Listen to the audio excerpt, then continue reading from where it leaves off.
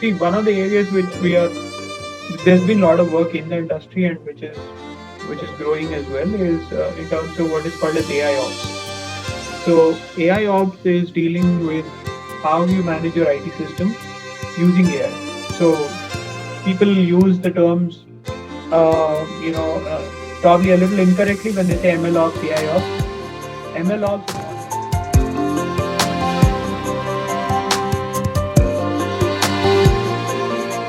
Mr. Salman for inviting me.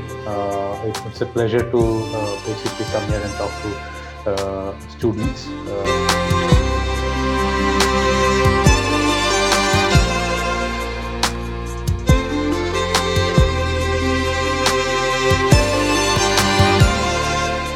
We basically know how to crack. You give me any data which is an unstructured data, we know how to crack that data to get you insights from that data and to basically help the enterprise get the ROI for what they are investing their penny on. Now, to just give you a glimpse with the kind of brands we are working in, I'll start telling you stories about each of these brands because I thought that's the best way to start this interaction. You can actually come to know the kind of problems that are existing in the market today, what kind of analytics we are rolling, what kind of tools and techniques we are using, so we can call upon any of these.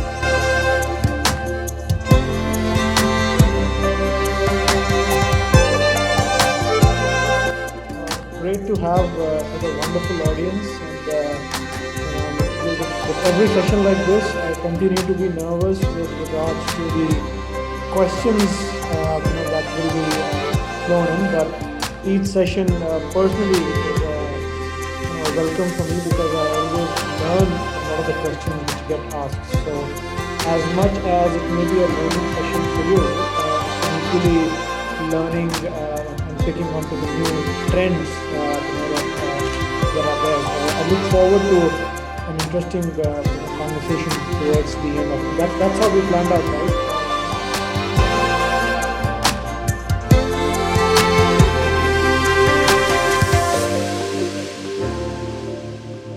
Yeah, definitely. I think when we go hire from campuses, right? So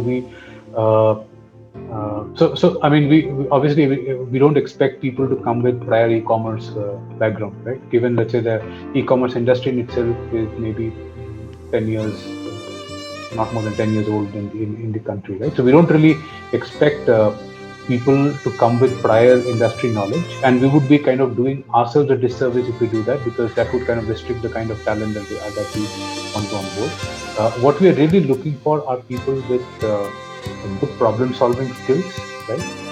And people who are fungible and scalable when it comes to acquiring and internalizing new knowledge, and definitely a passion to learn, quant orientation, etc. So those are some of the traits that we look for, not necessarily he or she should have done ABC type of management.